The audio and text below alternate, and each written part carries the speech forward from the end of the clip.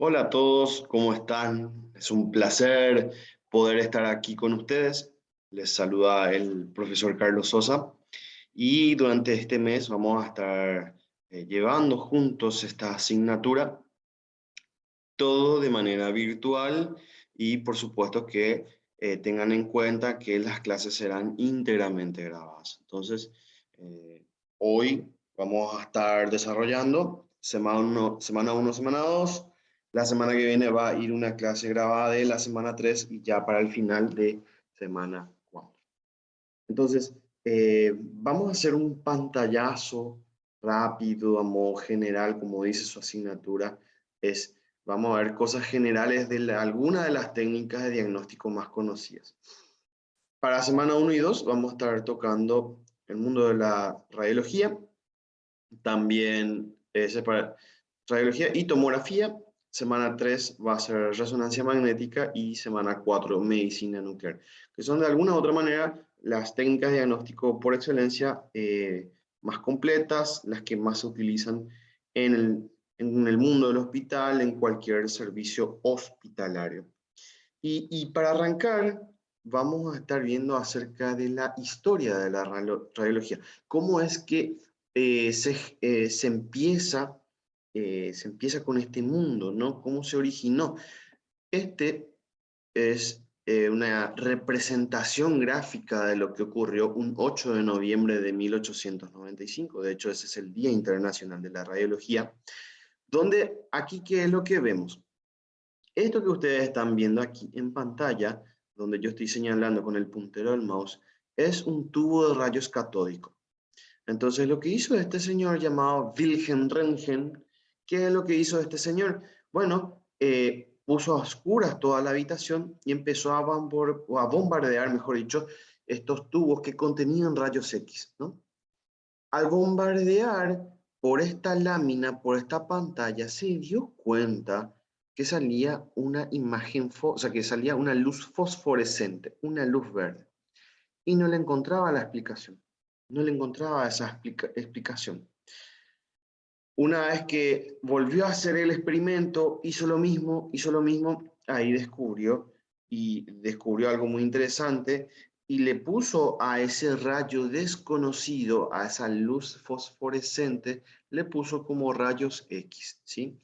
Entonces, a partir de ahí, él empieza a descubrir también de que dentro de la producción de esos rayos X mediante estos tubos de rayos X catódicos, empezó a darse cuenta que también podía obtenerse imágenes sin necesidad de hacer una disección.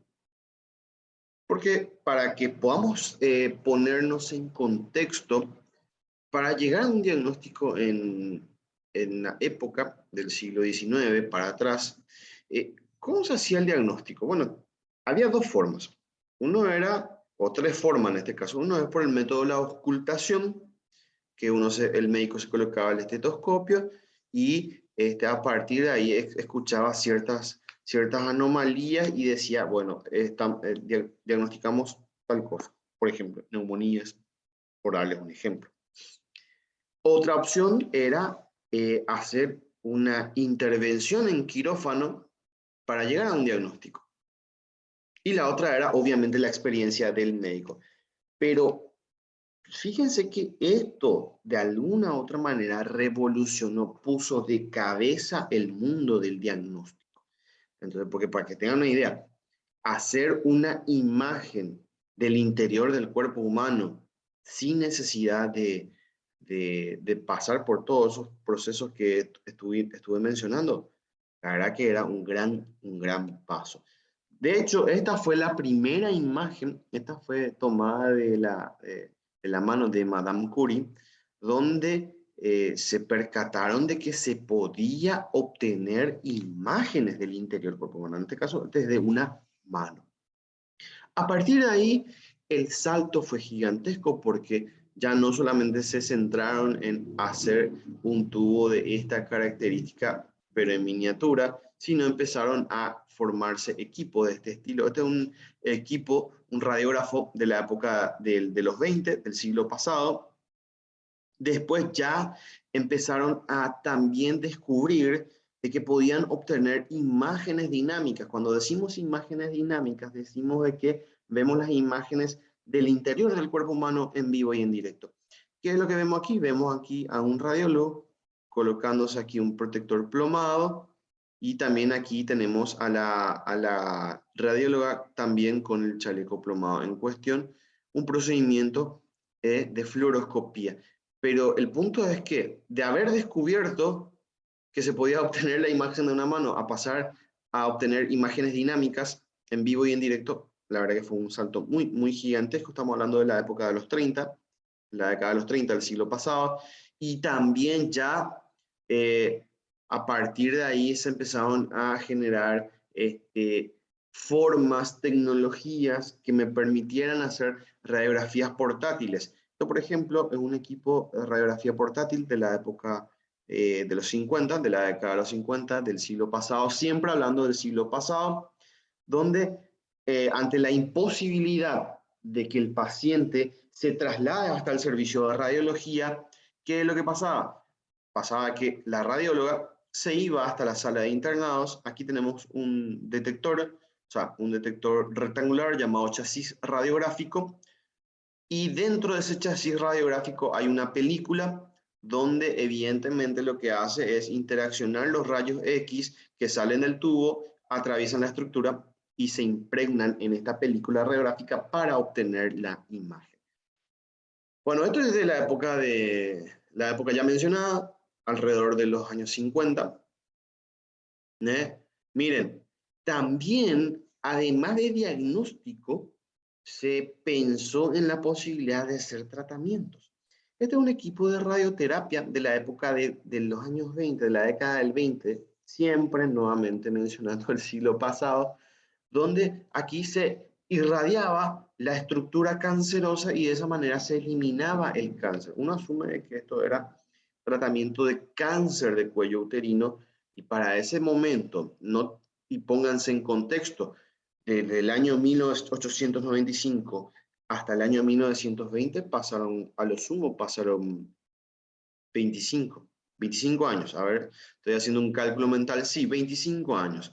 Pegó un salto gigantesco el mundo del mundo de los rayos X con la radiología y la radioterapia. O sea, que en este caso no solamente nos sirve para diagnóstico, sino también para tratamiento. Y estos son los equipos modernos que vamos a encontrar hoy en día en cualquier centro hospitalario, donde tenemos aquí al equipo. Este es un equipo de radiografía donde tenemos aquí al tubo de rayos X, tienen manijas para poder mover en todas las direcciones, ya sea de manera horizontal, de manera vertical o inclusive en 360, 180 o 360 grados, de acuerdo a cómo queremos. Acá está la mesa donde se ubica el paciente, de acuerdo al estudio que se le vaya a hacer, con unos portachasis aquí llamados bookies, ¿verdad? No vamos a entrar mucho en eso porque no es competencia. A pesar que yo sé que hay alumnos aquí de la carrera de radiología, con ellos vamos a hablar a mayor profundidad en otra ocasión, ¿sí? Y también acá tenemos el mural, el Buki, en este caso vertical, donde tenemos aquí tenemos el chasis. Que dicho sea de paso, ahora estoy recordando con lo de radiología, algo hablamos de eso, ahora estoy recordando algo hablamos de eso, así que les va a servir como repaso. Estos son equipos de arco en C que se utilizan en quirófano, ¿verdad? Un equipo muy, muy interesante para procedimientos meramente intervencionistas, donde aquí tenemos la pantalla, donde aquí están las pantallas, donde se va siguiendo el flujo de un fármaco llamado medio de contraste, ya sea medio de contraste o si se hace una cirugía para colocar algún material de osteosíntesis, llámese tornillos, placas, cosas así. Entonces, a medida que se van colocando, se van obteniendo radiografías para saber si se fijaron o no esos materiales en cuestión. Se dice arco en C por la forma que tiene. Acá está los rayos X, acá están las pantallas intensificadoras donde se van detectando los rayos X. Pero bueno, eso es para que ustedes vean básicamente cómo funciona esto. Y acá tenemos estos equipos ya modernos de radioterapia. Estos son ultra modernos, donde se hace una planificación previa, se hace una simulación, o sea, son muchas cosas que no vamos a estar entrando demasiado en detalle, pero sí para que ustedes tengan una idea que a comparación de lo que vimos de este equipo a este equipo, el salto es gigantísimo. Y también esto es un equipo de hemodinamia que se utiliza en cardiología para hacer diagnóstico o tratamiento de una serie de patologías cardíacas.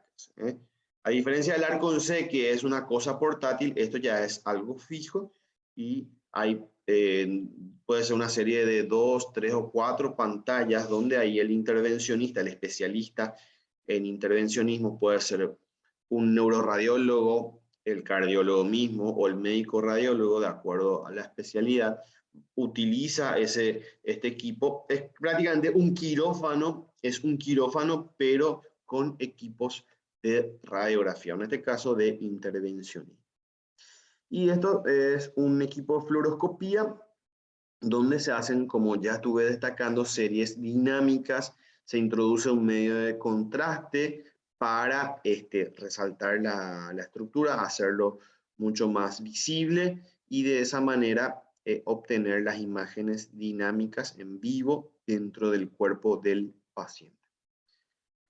Bueno, llegado a este punto, haciendo un poco mención de la historia de la radiología, vamos a hablar acerca de la materia y el átomo. Básicamente, ¿en qué consiste? ¿Y de qué nos sirve entender esto? Bueno, resulta ser de que sabemos que la materia es cualquier cosa que ocupa un lugar en el espacio e impresiona nuestros sentidos. Solo nosotros lo aprendimos, quizá de memoria lo aprendimos en la escuela. Y la parte más pequeña de la materia se llama átomo. El átomo no se puede dividir. Eso ya está demostrado, eso nosotros lo sabemos. A su vez, el átomo tiene 3 partes. Y eso es lo que nosotros estamos viendo aquí. Tenemos aquí los electrones que están en una nube electrónica. Todo esto que ustedes están viendo en un círculo negro, o sea, una especie de óvalo, ¿no? Una especie de óvalo negro. Esos son todos configurados como una nube electrónica. Y dentro de esa nube electrónica están los electrones, ¿sí? Están los electrones y en el núcleo, o sea, en la parte central del átomo llamado núcleo tenemos los protones y los neutrones.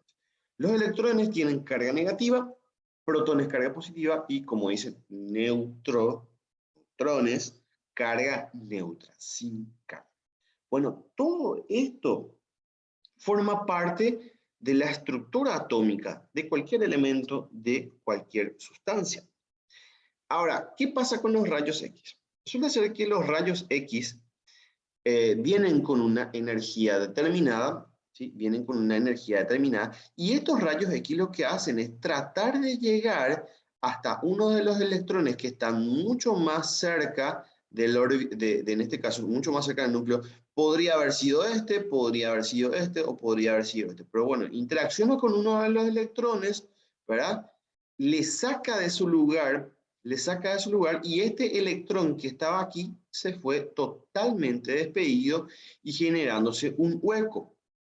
Se genera este hueco y el electrón que está en la capa siguiente, que esta va a bajar a su lugar y va a bajar a su lugar liberándose unos rayos X.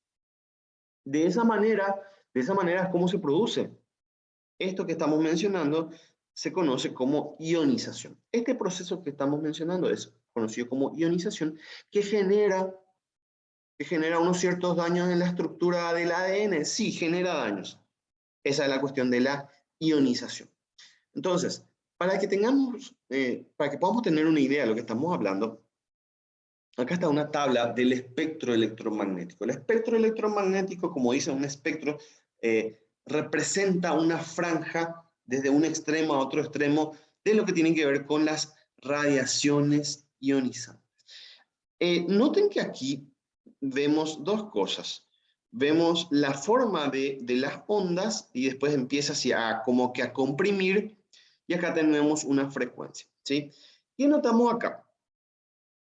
Lo que notamos es que hay un rango de frecuencias, esto que se llama luz visible, ¿está? donde en esta franja nosotros vemos los colores normales, ¿no? Azul, rojo, verde, todo eso, hasta un punto, hasta el lila oscuro, vamos a decir, y pasada esa franja, estamos en el orden de cosas invisibles. Ya aquí nosotros estamos hablando, en este caso, de cosas muy, muy pequeñas, longitudes de onda muy pequeñas que nosotros no podemos ver, y en este espectro tenemos frecuencias un poco bajas, pero longitudes de onda medio altas que no nos permiten ver cosas. ¿Está? Tenemos en este caso frecuencias correspondientes al ¿cómo le voy a decir? Ahí nomás, se me mezclan nomás las ideas, disculpen este pequeño lapsus, ¿verdad? Entonces tenemos aquí frecuencias por debajo del rango de la luz visible y por encima del rango de la luz visible. Por encima del rango de las ondas de luz visibles, como esta, tenemos la ultravioleta, y fíjense dónde están enmarcados los rayos X. Para que nosotros podamos tener una idea de ¿cuánto miden los rayos X? Hagan en sus calculadoras los siguientes. 0,0 seguido de 10 ceros. O seguido, sí, de seguido de 10 ceros. Hagan en sus calculadoras también lo siguiente. 1 dividido 1 seguido de 10 ceros. Les va a dar 0,0 tanto, 1 metro. Es algo que nosotros no podemos ver. Nosotros no podemos ver la longitud de onda de los rayos X. Y hablando de eso, ¿longitud de onda qué es? Resulta ser que las ondas tienen un comportamiento sinusoidal. Este es el comportamiento sinusoidal. Empieza aquí el ciclo de una onda y termina el ciclo de donde comienza. Es decir, si aquí comienza la onda, pasa por aquí y aquí termina el ciclo, ¿verdad?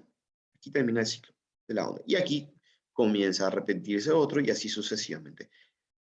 Esta parte de arriba, la parte más alta de la onda, se llama cresta y la parte más baja se llama valle. Y en este caso, la distancia de la cresta hasta el cero, esto se llama amplitud, ¿sí? Resulta ser que la longitud de onda es la distancia entre una cresta y otra. Este espacio, esta distancia, a eso se llama longitud de onda. Noten que la longitud de onda de los rayos X está en el orden de 10 a la menos 10 metros. Es decir, una cosa muy, pero muy, muy pequeña. Al tener una longitud de onda muy corta, ¿qué es lo que ocurre? La frecuencia es completamente alta. Para que podamos tener una idea de qué significa frecuencia, frecuencia significa la cantidad de ciclos que se cumplen en un segundo. ¿Está? Entonces, imagínense 10 a la 18 ciclos por segundo. O sea, esta cosa gira rapidísimo en un segundo. 10 a la 18, estamos hablando de 10.000 trillones, algo así. 10.000 trillones, 10.000 millones de trillones, perdón. 10.000 millones de trillones que gira el rayo X en un segundo. Entonces uno ya puede tener una idea de que los rayos X, tomando en cuenta esta explicación, son completamente penetrantes. Son muy, pero muy penetrantes. Entonces eso es lo más interesante de poder destacar en esta parte que estamos viendo acerca del espectro electromagnético y la parte que nos interesa acerca de los rayos X. ¿Sí? Noten que aquí, si nosotros nos fijamos, ¿qué tenemos? Varias partículas ionizantes, porque aparte de los rayos X tenemos los rayos gamma, beta y alfa. Cada una de ellas con sus características. Como ustedes están viendo aquí, acá tenemos una escala de ionización en función de la penetración, es decir, cuánto puede penetrar la partícula en cuestión, y tenemos a los rayos alfa, que son partículas que tienen una penetración muy corta, pero son muy pesadas, ese es más pues el asunto. Esto se da mucho en medicina nuclear, la misma cosa en las partículas beta, que tienen una cierta penetración, pero no afecta tanto, no afecta tanto. Alfa y beta se utilizan mucho más en medicina nuclear para el tema de diagnóstico y tratamiento. Y aquí fíjense que los rayos, los rayos gamma, perdón, gamma y rayos X tienen una particularidad de que son muy, pero muy penetrantes. La diferencia entre una y otra es que los rayos gamma también se utilizan en medicina nuclear, eso vamos a ver mucho en la última semana, y los rayos X que nos interesa se utilizan mucho más en el mundo de la radiología, en el mundo de la tomografía, donde hay una gran penetración. En vista de que los rayos X son muy penetrantes, podemos considerar, acorde a lo que estamos viendo aquí en pantalla, este gráfico que nos indica que la ionización se puede dar de dos formas. Como ustedes están viendo, se puede dar de manera directa o de manera indirecta. Dentro de la forma directa, tenemos aquí daños en las moléculas, o sea, que afectan a las moléculas, cuya consecuencia produce daños celulares. Y dentro de esos daños celulares tenemos dos categorías, donde está el efecto genético y el efecto somático. Aquí, haciendo mención del efecto genético, lo hacemos resumida de esta manera, o con esta frase, que si a vos te hizo daño, o sea que vos te irradiaste, te expusiste a una radiación muy importante, quizá el efecto no sea visible en vos, pero tus hijos, tus nietos, son los que sí van a sufrir. Por eso hace mención de que cuando hablamos de efecto genético, eso es visible en las generaciones siguientes, pero en vos no se va a ver. Sin embargo, en lo contrario se da esto, donde tenemos al efecto somático, donde sí se ve en la persona. Si te expusiste a una radiación muy importante, tenés dos salidas, donde se ve en vos, eso es cierto, se ve en vos, pero tenemos diferidos a largo plazo y los mediatos a corto y mediano plazo. Cuando hablamos de mediatos, estamos hablando de accidentes radiológicos, que quizá podemos hacer una charla, si lo desean, sobre eso, para poder hablar un poquito más del tema, de cómo es que se dan esos daños, cuando uno se expone a altísimas dosis en accidentes radiológicos se da normalmente. Y acá en diferidos puede ser debido a algún tratamiento, exposición prolongada a tomografías o a ciertos procedimientos radiológicos, por darles un ejemplo. ¿Está? Y bueno, acá ¿qué es lo que vamos a ver? Resulta ser de que, como nosotros estuvimos mencionando, los rayos X atraviesan la estructura, atraviesan el cuerpo. Atraviesan el cuerpo y tenemos varias densidades radiológicas, donde tenemos las densidades, fíjense, tenemos varias. Tenemos la densidad metálica, que es esta, densidad metálica, densidad del agua, densidad del hueso, densidad de la grasa, y nos falta uno que es la densidad del aire. Cada una de ellas con sus respectivos colores. Entonces, antes de hablar de esto, tenemos que tocar este punto. Decir algo opaco, decir algo lúcido, ¿qué es? ¿En qué consiste? Bueno, nosotros normalmente relacionamos a algo opaco con esto, algo oscuro, y algo lúcido que algo que brilla, ¿verdad? Eso es lo que nosotros normalmente relacionamos. Pero en el mundo de la radiología, nosotros lo vemos al revés. ¿Por qué? Y acá va la explicación. Nosotros sabemos de que los rayos X, como bien estuvimos destacando, atraviesan la estructura del cuerpo humano, ¿verdad? ¿Y qué pasa? No es que atraviesan así por así nomás y ya está. Si fuera así, lo veríamos de color negro. ¿Por qué se ven las imágenes en color blanco? Resulta ser de que los rayos X llegan a esta estructura, ya sea metal, hueso, o si hay, sobre todo en metal y hueso. Llegan, chocan con esas estructuras, chocan con el hueso, chocan con el metal, pero no pueden pasar. Al no poder pasar, esos rayos X se frenan por completo, produciéndose una imagen blanca. Cuando decimos que las estructuras, en este caso, que no pueden, o sea, que resisten al paso de los rayos X, donde los rayos X no pueden atravesar, son estructuras radiopacas. Las estructuras radiopacas, y anoten esto, siempre se van a ver en color blanco. Siempre se van a ver en color blanco.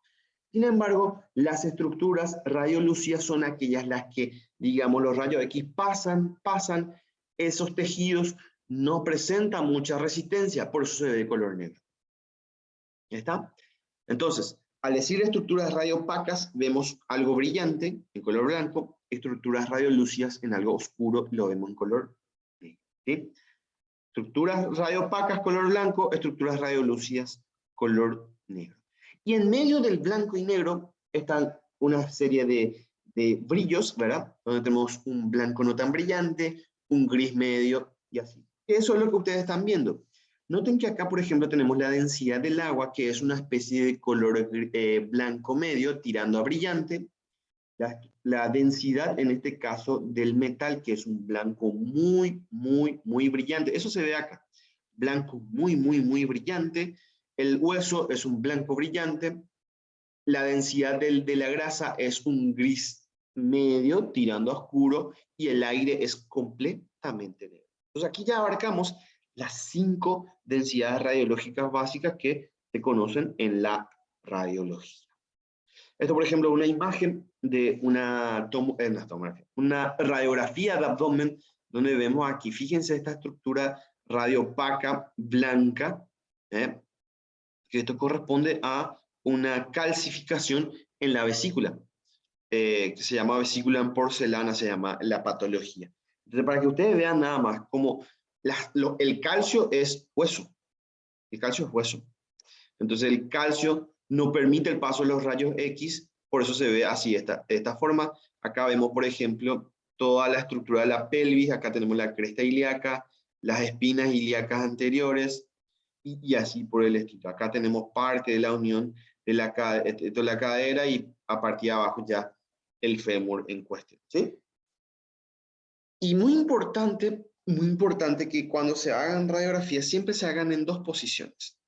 Resulta de ser de que acá tenemos una posición antero-posterior, es decir, que los rayos X ingresan en la parte anterior y terminan en la parte posterior, por eso se dice antero-posterior, y aparentemente no hay nada acá. Nosotros no vemos nada acá. Sin embargo, hay una fractura en la vista lateral. Entonces, para que ustedes vean nada más la importancia de pedir siempre radiografías en distintas posiciones y no quedarse con una sola, sobre todo lo que tenga que ver con extremidades, ya sea superiores o inferiores.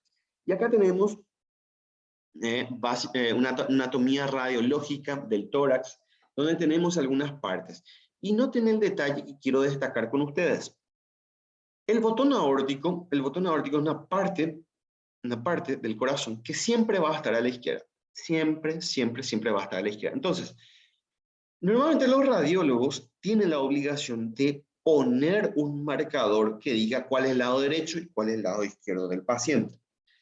En caso de que por esas cosas de la vida el radiólogo no ponga el marcador y ustedes quieren saber cuál es el lado derecho y cuál es el lado izquierdo del paciente.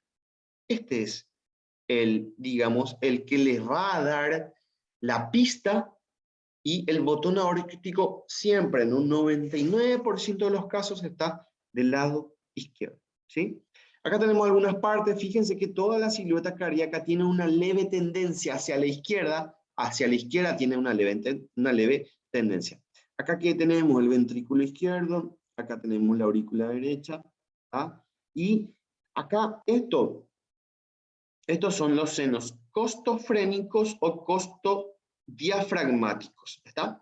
Senos costofrénicos o costodiafragmáticos son la misma cosa y tenemos aquí que una especie de, fíjense que la forma es como un pico de pato, ¿verdad? Un pico de pato pero medio acostado, ¿no? Eso es lo que se ve. Siempre el seno costofrénico está en la parte final del aparato respiratorio, ¿sí? Después viene el diafragma, todo esto es diafragma, ¿sí?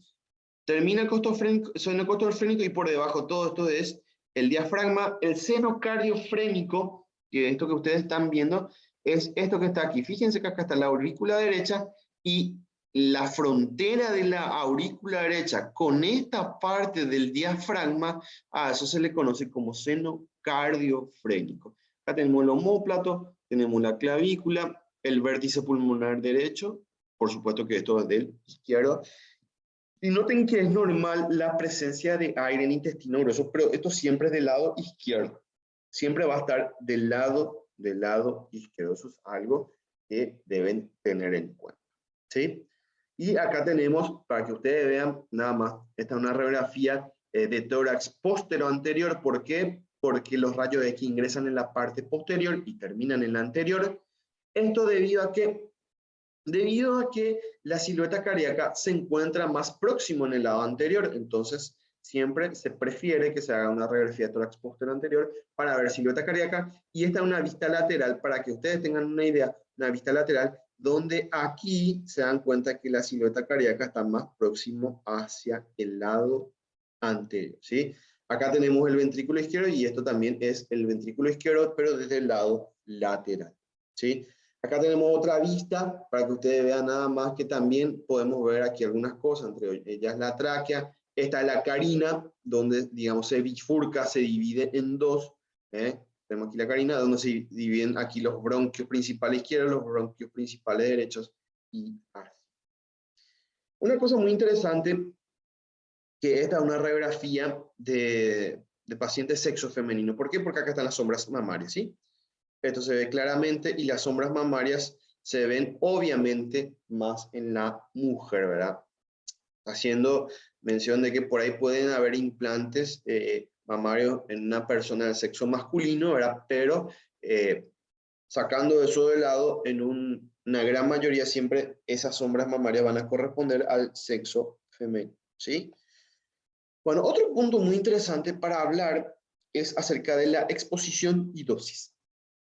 ¿En qué consiste la dosis? Dosis es una forma de medir la exposición a una radiación. Ustedes hicieron una radiografía, se hicieron una tomografía y lo que quieren saber, ¿cuánto se expusieron? Bueno, eso es dosis, ¿está? Eso es dosis. Y la exposición es cuando vos te sometes a la influencia de los rayos X o de las radiaciones ionizantes, ¿verdad? Entonces, exposición y dosis no son lo mismo. Exposición es cuando vos te haces el estudio, te sometes a una radiación y la dosis es la medida de esa exposición. ¿Se entiende? Esa es la diferencia básica entre una y otra. Y para que ustedes vean, fíjense que dentro de la exposición de los individuos a la radiación ionizante, del 100% o de cada 100 personas que se exponen a las radiaciones ionizantes, tan solo el 12 o 13% corresponden a exposición médica. El resto, nosotros de alguna u otra manera absorbemos radiaciones ionizantes, pero el tema es que son fuentes naturales. Noten que tenemos la radiación gamma terrestre, ¿verdad? Todo lo que tenga que ver con los rayos cósmicos, acá justamente está radiación cósmica, inhalación del radón 220, inhalación del radón 222, que son de alguna u otra manera elementos que están presentes en nuestra naturaleza. Tenemos ingestión de isótopos naturales. Nosotros mismos como personas emitimos radiación ionizante. Nosotros absorbemos radiación ionizante del Sol, de la Tierra, pero esas son fuentes naturales. Nuestro cuerpo se acostumbró, ¿está? Pero sí, para que ustedes tengan una idea, que es nada más un pequeño pedazo de la torta que se somete a exposición médica, ¿sí? Para que ustedes tengan una idea, la medida de dosis o la unidad de medida de dosis se llama milisievert, ¿sí? Que es esto, MSV corto. Y la dosis media anual es de 2,4 milisievert al año. Eso es lo que nuestro cuerpo absorbe siempre por año. Y después tenemos otras cosas, ya sea por comida, el suelo de edificios, en el aire, tienen una cierta medida, pero en general nosotros absorbemos esta medida por año. Pero son fuentes naturales. Ahora, dentro de las fuentes artificiales se van a dar cuenta que es 0,4 milisievert al año. Y comparen, entre 2,4 milisievert y 0,4 milisievert hay una relación de 6 veces menos. Entonces, al margen de que sabemos de que está la ionización presente. Lo que nosotros debemos considerar es que, a comparación de las fuentes naturales, las fuentes artificiales ofrecen menor dosis al año, que eso es lo que ustedes están viendo aquí, ¿sí? Eso es muy importante que ustedes tengan en cuenta. Acá tenemos distintos tipos de dosis. Tenemos dosis de exposición, absorbida y la equivalente. ¿Está?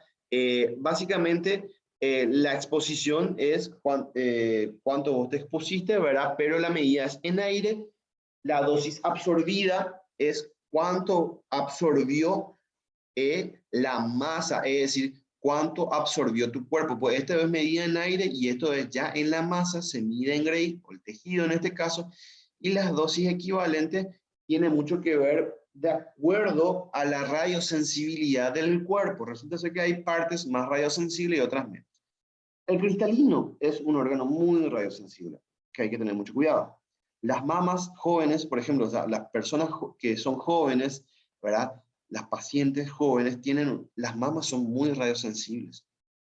Sin embargo, las mujeres mayores de 40 años, sus mamas ya están más densas, ya están más maduras, entonces la exposición a los rayos X no es tan peligrosa. Por eso se dice de que las mujeres menores de 40 años no se pueden exponer a la mamografía, por esa razón que acabamos de destacar, porque las mamas, obviamente, ya cuando la niña empieza a ser mujer, empiezan a formarse los senos, desde esa edad hasta antes de los 35, 40 años, siguen siendo radiosensibles. ¿Está? Entonces, por eso hago nomás mención de esto, que las dosis equivalentes van a ser distintas de acuerdo a qué parte del cuerpo es sometido o es sometido a exposición.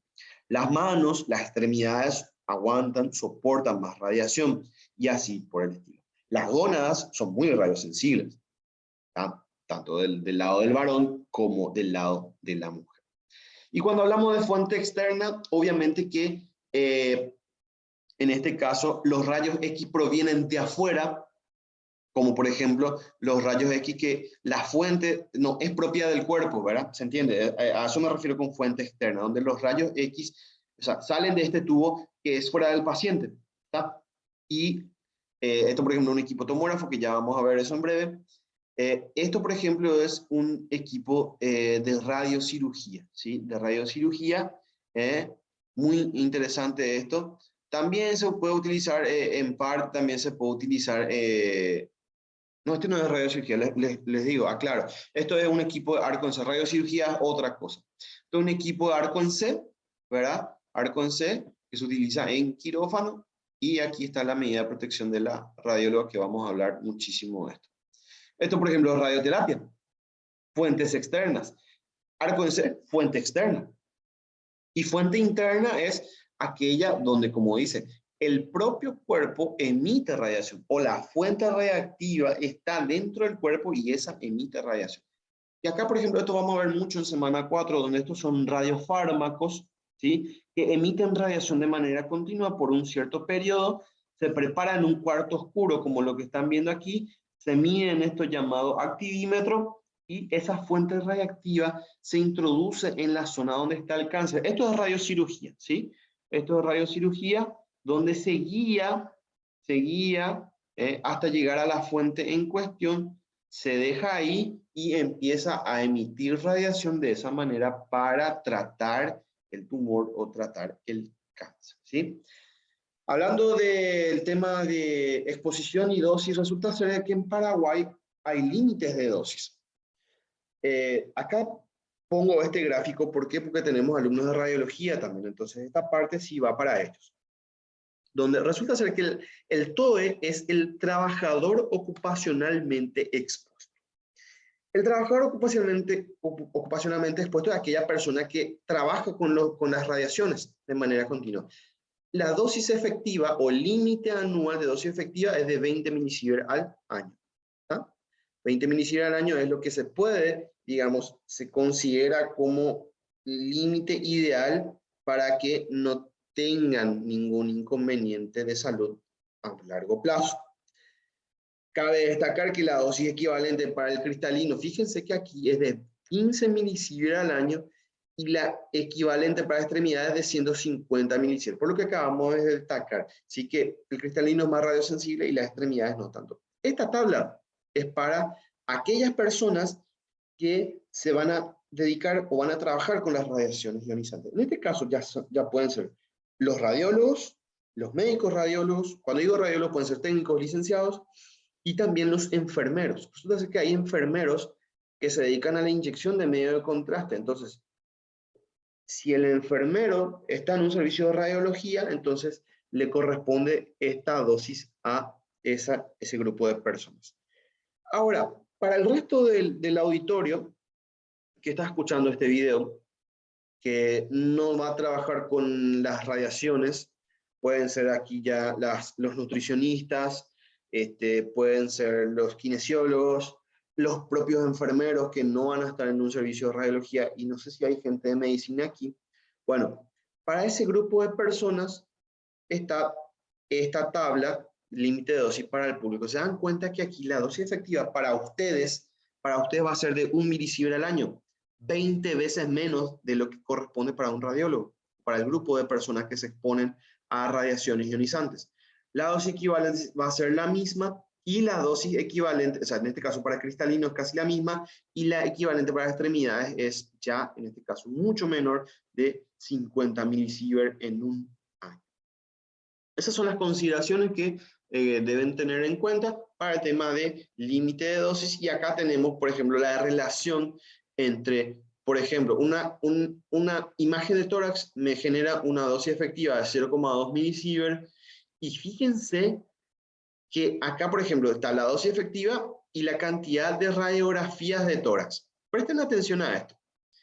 Una tomografía de tórax que me entrega 8 milisievert, fíjense que equivale más o menos a 400 placas de tórax. Es decir, exponerte a una tomografía de tórax es básicamente que te consumiste, o que en este caso ligaste 400 radiografías de tórax. Ese es el equivalente. Y acá tenemos cuánto o sea, por una exposición a una tomografía de tórax, cuánto te equivaldría a exponerte a radiación natural. En este caso, por una tomografía de tórax, te consumiste 3 años y medio de radiación natural, ¿sí?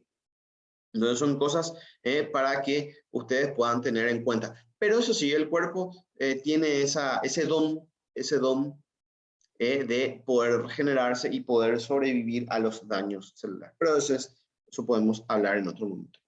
¿Y cómo protegernos de las radiaciones? Tenemos esto. Tenemos aquí, sobre todo, esto va para los de radiología, ¿verdad? Tenemos aquí el chaleco, ¿verdad?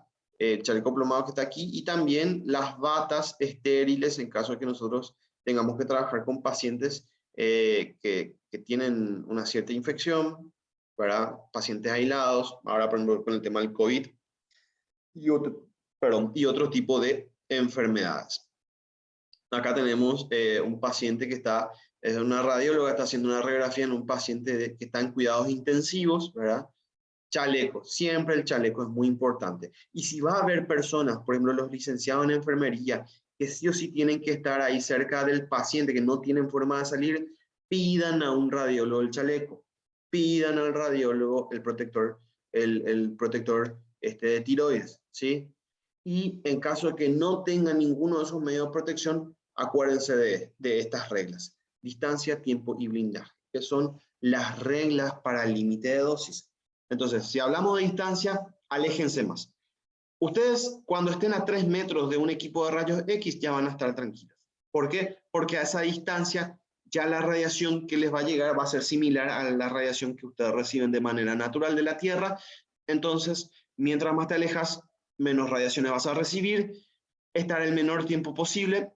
Para eso hay que pedirle al radiólogo o a la radióloga que en su configuración pongan el menor tiempo posible de exposición. Y bueno, eso vamos a hablar con la gente de radiología. Y el tema del blindaje, ¿verdad? Pidan, en caso de que no tengan eso, apliquen estas dos reglas, pero en el caso de que sí, obviamente haya, por favor pidan chalecos, gafas y todo lo demás, que son estos elementos que están aquí. Esas son cosas que ustedes deben ver. Esto es un protector plomado, aquí hay un visor que aquí normalmente el radiólogo o la radióloga se coloca detrás para hacer las radiografías, y si ustedes enfermeros, kinesiólogos, nutricionistas, por ahí quieren acompañar al paciente, entonces se van a colocar siempre detrás de estos biombos plomados. Tienen plomo que en este caso atenúan la radiación y hacen posible de que ustedes no absorban mucha dosis. Estos son los chalecos. Este es un chaleco que tiene el conjunto del protector de tiroides aparte. Este es un protector de tiroides. Este también, este es un protector gonadal. Y este es un protector, también, más que gonadal, es mamario el protector, ¿verdad? Entonces, hay distintos protectores, que estos son los métodos, en este caso, con relación al tema de blindaje. Por otro lado, aquí vamos a hacer un destaque de los usos de la radiología en distintas profesiones.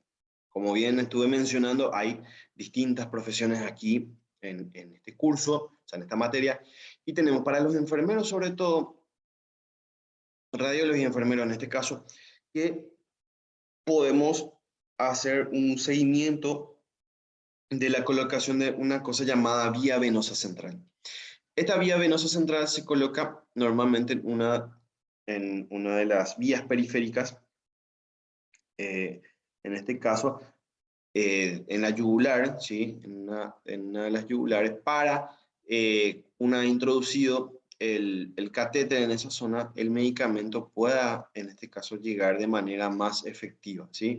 Entre colocar de manera vía intravenosa y esta BBC, la BBC, vía venosa central, es mucho, mucho más efectiva en el tratamiento de los pacientes. Entonces, acá, por ejemplo, esta es la vía venosa central, y se hace un seguimiento de que tiene que llegar por lo menos hasta la aurícula derecha, ¿sí? Hasta la aurícula derecha debe llegar, ¿sí? Esto de hecho tiene que llegar un poquito más hasta acá, por ahí debería llegar aproximadamente, ¿sí? Y también para ver la colocación de tubos, ¿verdad? Acá hay otra vía venosa del lado izquierdo, y también colocación de tubos en este caso para el tema de ventilación asistida. Esto que ustedes están viendo, por ejemplo, estos son cables. Todos son cables. Acá están los electrodos, que bueno, para que ustedes tengan una idea, nada más son radioopacos, por eso aparecen eso en las imágenes, ¿sí? Después también, por otro lado, quizá para los nutricionistas no sé si tanto, pero todo sigue siendo también para radiólogos y enfermeros el tema de la colocación de la sonda nasogástrica. Fíjense, colocación de sonda nasogástrica, y si llegó al lugar correcto, entonces ahí se envía la alimentación parenteral. En la parte de nutrición, si sirve ver esto, es para saber quizá qué alimentos poder darle, eh, qué fórmula preparar a sus pacientes, pero normalmente eso se hace tomando en cuenta la clínica del paciente, ¿no? En base a análisis laboratorial y todo lo demás. Pero radiografías, quizá esto les pueda servir, aunque honestamente no mucho. Y en kinesiología sí, es más que nada para el seguimiento de la evolución de las fracturas, ¿no? Como lo que están viendo aquí. Esta, por ejemplo, una imagen, acá tenemos una fractura de tibia, ¿verdad? Tibia, una fractura completamente oblicua, ¿verdad? Y fíjense, todo esto, y acá el peroné, tibia, ¿sí? Entonces, para seguimiento de fracturas, a ver cómo va la evolución del tratamiento kinésico, eso quizá puede servir más para ustedes. Y pasamos al otro punto, que es tomografía. ¿La tomografía qué es?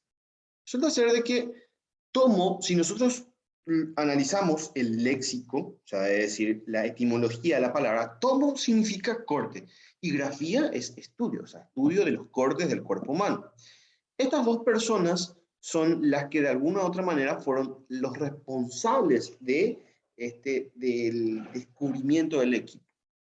En el año 67 tenemos aquí a Geoffrey Hounsfield y el señor Conmark, ¿verdad? Los dos se unieron, hicieron una alianza, y de esa manera se generó un proyecto en una compañía discográfica, y en el año 67, en 1967, dio a luz el equipo de tomografía, que básicamente lo que hace es ingresar en un lugar especial llamado gantry, va ingresando, ¿y qué es lo que ocurre? Lo que ocurre es que los rayos X y el detector giran en simultáneo. Van girando, y el cuerpo va ingresando en ese gantry que estoy mencionando y se van haciendo los cortes que ustedes están viendo allí, ¿sí? Entonces, el paciente ingresa y a medida que va ingresando se van haciendo los cortes. La diferencia básica entre una radiografía y otra es esta, donde los rayos X se centran nada más en un área en específico y de ese área en particular yo obtengo la imagen. Sin embargo, en tomografía, fíjense que además, en radiografía, tenemos solamente un chasis y un tubo fijo que no se mueve. En tomografía, tanto el tubo de rayos X como el detector, acá ya hablamos de detectores, ya no hablamos más de chasis, giran en simultáneo, giran al mismo tiempo. Entonces, al girar al mismo tiempo me permite obtener imágenes tridimensionales. Esas quizás son las diferencias básicas y también al ser imágenes tridimensionales yo puedo obtener los 3 planos del cuerpo humano. Tengan en cuenta una cosa, acá tenemos los 3 planos, tenemos planos axiales, tenemos los planos sagitales y los planos coronales, ¿verdad? Las imágenes tomográficas siempre se van a obtener en el plano axial. En el plano axial, si ustedes están viendo acá, todo esto es el plano axial, ¿verdad? Y son cortes, rodajas que se obtienen primero en el plano axial y después, a partir de una serie de algoritmos matemáticos, se obtienen las imágenes en el plano sagital y en el plano coronal. Plano coronal, imágenes del lado anterior al lado posterior. Planos sagitales, imágenes de derecha a izquierda, izquierda a derecha. Y planos axiales son aquellas imágenes donde yo obtengo imágenes de manera perpendicular al cuerpo humano. Si el cuerpo, o sea, la persona, el paciente está en decúbito supino o boca para arriba, los rayos X cortan de manera vertical, de manera perpendicular, que eso es lo que estamos viendo aquí. Entonces, esto es un repaso de los planos anatómicos, ¿verdad? Y esto es justamente lo que yo le estaba diciendo. Los rayos X salen, cortan el cuerpo humano y se dan cuenta que estas son rodajas, estas son imágenes axiales. Y los rayos X pasan, atraviesan, llegan al detector que tiene forma de abanico. Y fíjense que si el tubo de rayos X gira por acá, el conjunto de detectores va a girar por este lado, entonces giran de manera sincrónica, de manera armonizada. Eso es algo para que tengan una idea, y acá está el ejemplo justamente, que si este fuese mi cuerpo y los rayos X vienen aquí, lo cortan en forma de rodajas, por eso es esta imagen que estamos viendo aquí. Esto es el gantry que está aquí, está el gantry y dentro está el tubo de rayos X, por dentro están los detectores, está la camilla por donde va ingresando el paciente, y a medida que va ingresando el paciente todo el conjunto mencionado va girando, y aquí tenemos en este caso la PC, la computadora en donde yo voy a obtener las imágenes. También están aquí esta serie de equipos llamada estación de trabajo o workstation, donde aquí yo voy a hacer la obtención, o sea, no solamente la carga de datos de los pacientes, sino la obtención de las imágenes y las reconstrucciones posteriores, ¿verdad? Entonces acá justamente lo que estoy mencionando, esto es imagen axial. Siempre primeramente se obtienen las imágenes en el plano axial para después pasar a las sagitales y a las coronales, ¿verdad? Y acá tenemos una serie de consideraciones, nada más para que tengamos en cuenta. Tenemos el colimador prepaciente y el colimador postpaciente y predetector, que aquí, en este caso, acá controlamos el grosor de corte, y acá se controla la radiación dispersa que va a salir del paciente. Y estas son las imágenes que yo puedo obtener en tomografía. Fíjense, esta es una imagen de un plano axial. Esta es una angio-TAC de tórax, ¿verdad? Angio es para ver arterias, ¿verdad? Específicamente arterias de la zona torácica. Miren lo que es la imagen en altísima definición. Acá tenemos los bronquios Y aquí, en este caso, ya los alveolos, hermosísimas imágenes. O sea que acá yo ya veo, a comparación de una radiografía, yo acá ya veo mayor nitidez. Esto es otra cosa, esto es otro mundo, señores. Esto es un plano axial, angiotac cerebral, y acá vemos una calcificación. Fíjense que acá tenemos una calcificación hermosa a nivel cerebral. Esto, por ejemplo, ya es una reconstrucción en volumen de rendering, una reconstrucción en 3D para poder reproducir, y esto es intestino grueso. Fíjense, zona ascendente, zona transversa, zona descendente y la sigmoidea hasta llegar al recto y ano. Miren, también yo puedo hacer colonoscopía virtual, imágenes en 3D, imágenes en cine, que esto no lo voy a lograr así nomás. Miren, otra imagen de angiografía. Angiografía, miren, todo esto es aorta, aorta. Acá está la arteria del vaso, estas son las arterias renales. Miren aquí las arterias que van a los miembros inferiores. Y esta es una imagen de un corte axial, en este caso de un paciente con coronavirus. Miren estas imágenes en forma de vidrio, en forma esmerilada. Miren, miren, miren. ¿Sí? Imágenes hiperdensas en tomografía son imágenes blancas. Estas son imágenes hiperdensas porque son de alta densidad, e imágenes hipodensas de baja densidad en color negro. ¿Sí?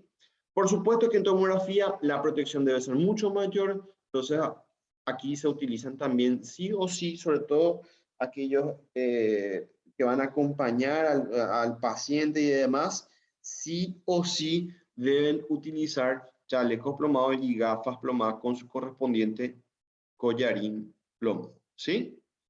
Y para que ustedes tengan una idea, acá justamente estamos hablando de las radiodensidades, que el hueso es una estructura muy, muy hiperdensa. Entonces, acá hablamos de alta densidad y acá hablamos de baja densidad. Y esto es la comparación de los términos o de las imágenes de cómo se ven en radiología. Por eso hace mención de la composición de las radiodensidades. ¿Sí? Por otro lado, tenemos los protocolos en TC para que ustedes tengan una idea cómo se hace una tomografía, y tenemos, siempre tomando en cuenta que al paciente mínimo en ayunas, si se va a hacer, por ejemplo, una tomografía contrastada. Si se va a hacer una tomografía contrastada, 6 horas de ayunas. Si no hace falta un medio de contraste, no es necesario ayunas. Si se le ceda al paciente 8 horas de ayunas mínimo para evitar, en este caso, broncoespasmo, se le informa al paciente lo que se le va a hacer. En caso de que sea una mujer, preguntar si está embarazada o no, muy importante eso. Y la anamnesis del paciente es fundamental. Si hizo la dieta adecuada, qué medicación tiene y otras cosas. Acá está otro detalle del consentimiento informado. Esto es muy importante, que el paciente firme de que esté de acuerdo con lo que se le va a hacer, sobre todo si se va a hacer una aplicación de contraste vía intravenosa. Esto es clave para que el paciente no reaccione por nosotros en caso que sea muy, muy alérgico. Si es muy alérgico, le aplicamos el medio de contraste y nosotros no sabíamos de esto, nosotros podemos ser culpables de Iratacubo. Esta información va sobre todo para los de radiología.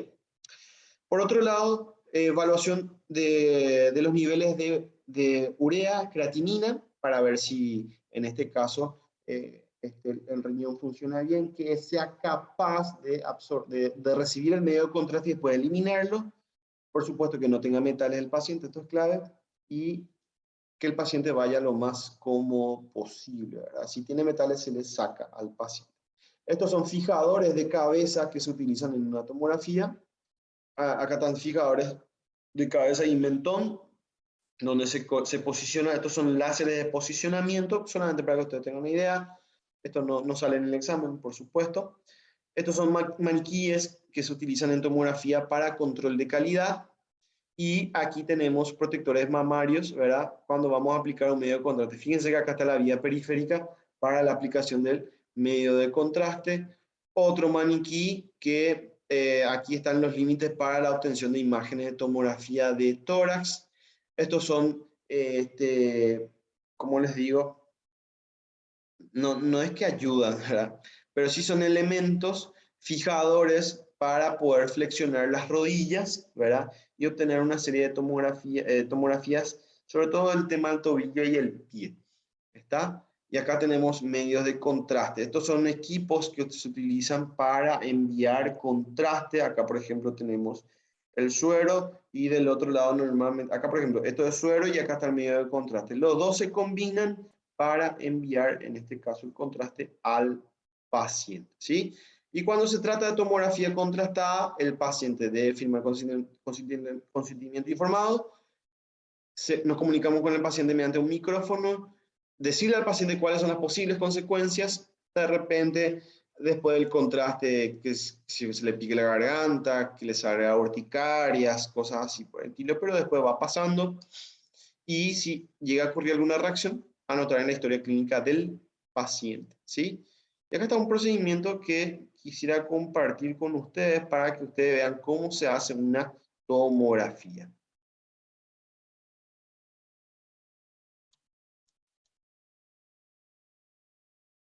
Tórax en tomografía y el posicionamiento del paciente debe ser de cúbito supino, línea media sagital por la línea media del paciente, línea axial, 3 o 4 dedos por encima de la horquilla external y línea coronal dividiendo el plano del cuerpo del paciente en anterior y posterior.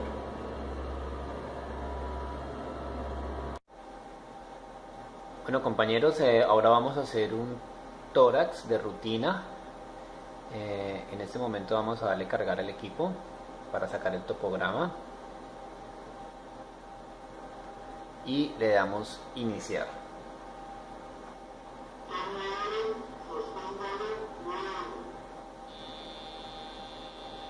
Ahí se respire el aire y sostenga, ¿sí? Se detiene cuando ya vemos que todo el tórax ha sido escaneado. Se baja el cajón y se amplía.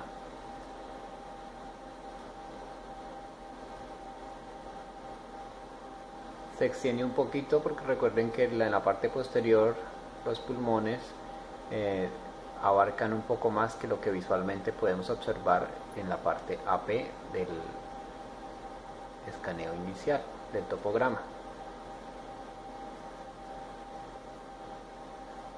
Le damos cargar nuevamente, movemos la mesa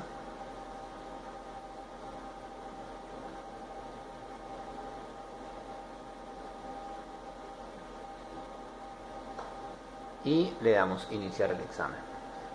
Estas imágenes que estamos obteniendo, o sea, estamos viendo aquí son topogramas, ¿verdad? Topograma es, digamos, la parte previa antes de la obtención de las tomografías. Estas no son imágenes axiales. Ya van a ver cuáles son las imágenes axiales.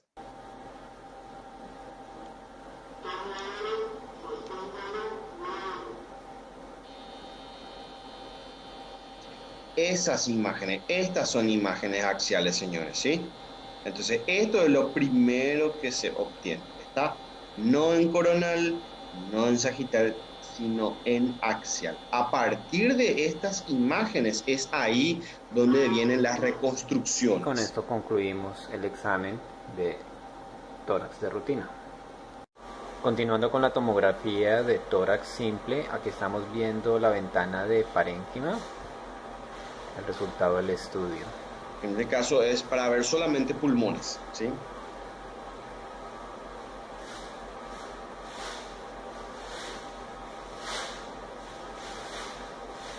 Esa es una imagen de abajo para arriba, que es lo que están viendo, ¿sí?